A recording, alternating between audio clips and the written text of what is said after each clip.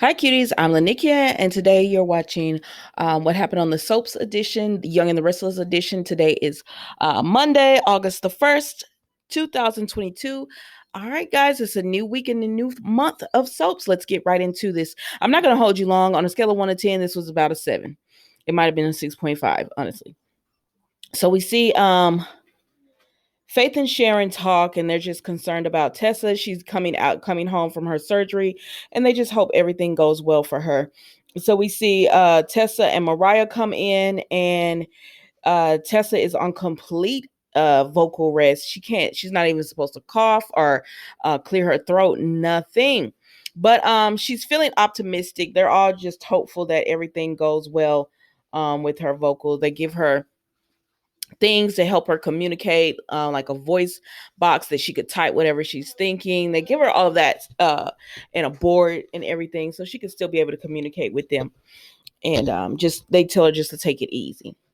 All right. So then we see Kyle and Mariah talk. Kyle comes into Crimson Lights and Mariah is there. And he sits down and he talks about Harrison and having to tell him about Ashlyn's passing and how Diane was there to help, with them discussing that with Harrison, and how it reminded him as a child the way she was with him.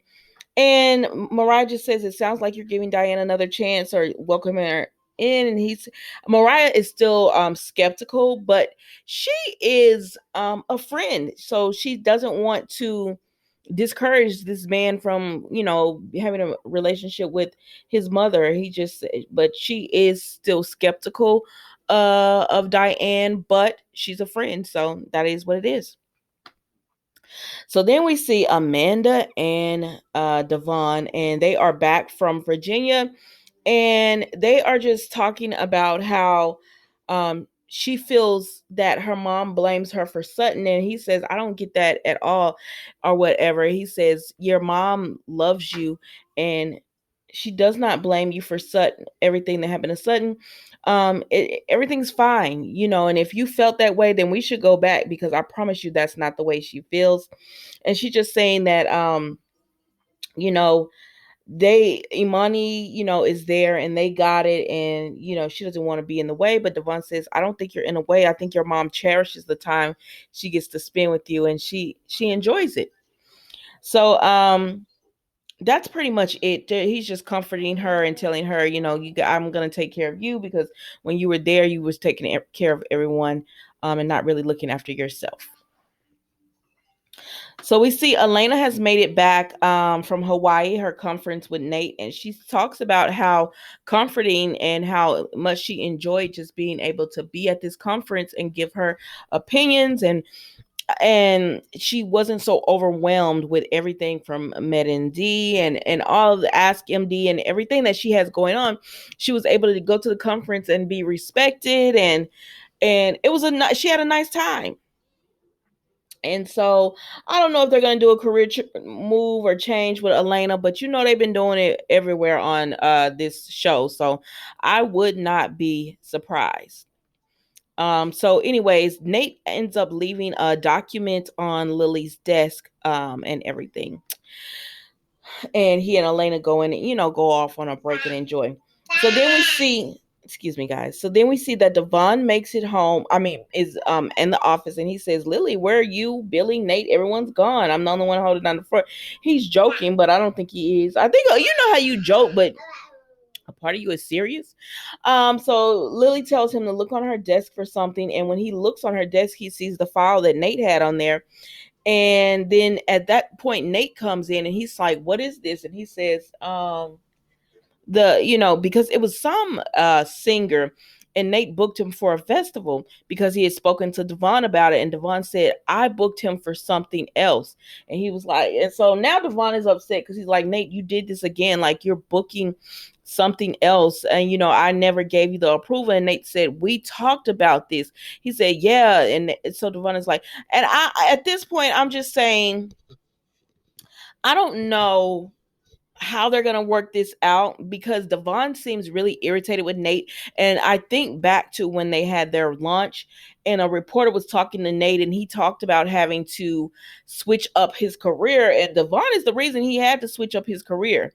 And so I don't know if Devon, I don't know if he feels somewhat guilty or what's going on with him, but it feels like like I don't know. And so, anyways, they agree that they have a miscommunication, and Devon is just like, I'm gonna have to get you a mentor because I can't be here, and clearly I can't trust you and everything. And Nate is offended by this, and so at this point, Amanda walks in and she's like, "What's going on?"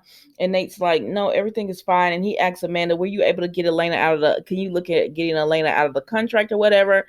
And she said she'll have to catch up with the money, and he said, "Never mind, don't worry about it. I'll reach out to her myself."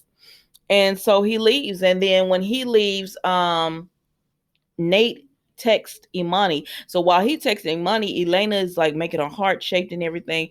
And so he texts Imani and says, I hope everything is up to your standards with your mom and everything.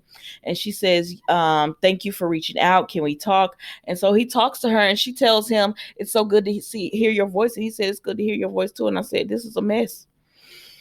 All right. So then we go to Jack and Diane, and she's talking to him, and she's asking him, she's asking him, could they, go to the part with Harrison? He said no, he has other things to do, but he was grateful that she was there to help Harrison.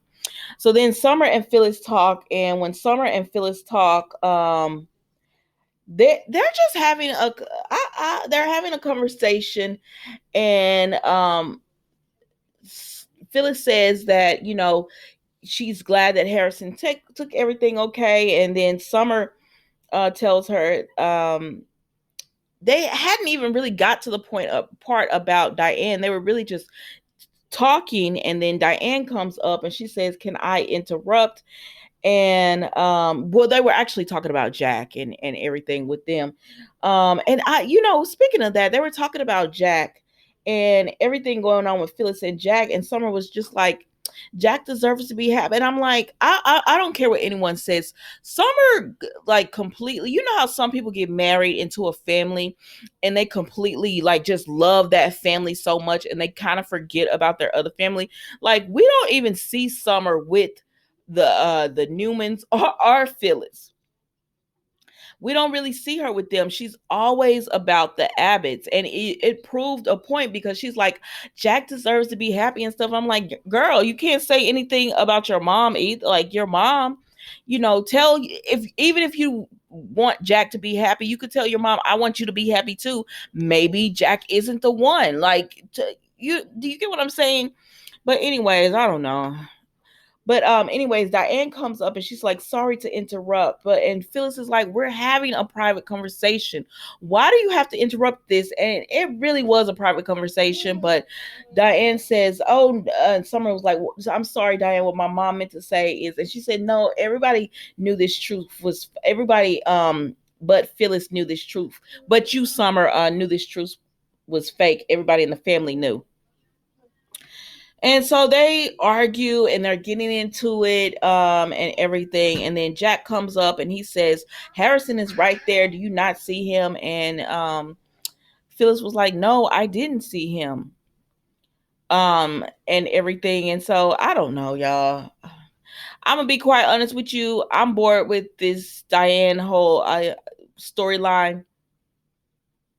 I'm completely bored with it.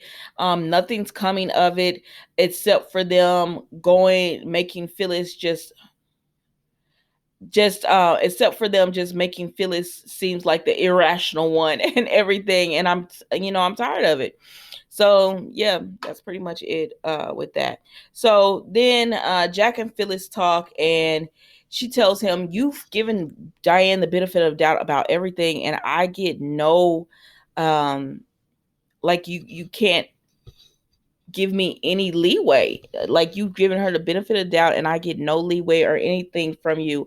And she's frustrated, and she says, you tell me you love me, but then And that's what she told Summer as well, that he told her he loved her, but it was almost like, I don't want to be in love with you. I hate that I'm in love with you. And so I don't know. Like, I'm going to say what I've been saying. Phyllis needs to leave Jack alone and find someone that could deal with all that is Phyllis.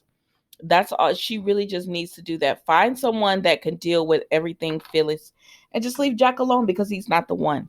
And y'all, that was the Young and the Restless today. The Young and the Restless today. Don't forget to like, comment, and subscribe. And I will see you tomorrow for another episode. Bye.